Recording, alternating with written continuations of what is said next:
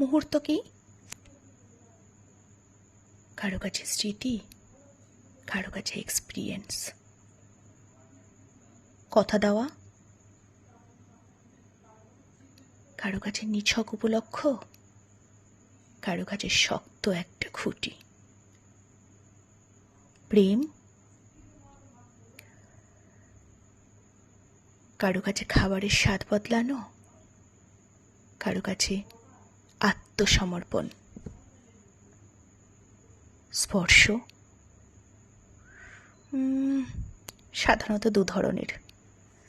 কোনো স্পর্শ শুধুই ছুঁয়ে দেখা, আর কোনো স্পর্শ দাবানলের মতো ছড়িয়ে থাকে, যেমন আগুন। অবহেলা চেনা রাস্তায় হুট করে ভুলে যাওয়া, অথবা একই রাস্তায় নিয়ন আলোর নিচে দাঁড়িয়ে অপেক্ষা, প্রতিদিন কেউ আসবে না জেনেও। ছেড়ে চলে যাওয়া কারো কাছে মুক্তি, কারো কাছে ইচ্ছে মৃত্যু।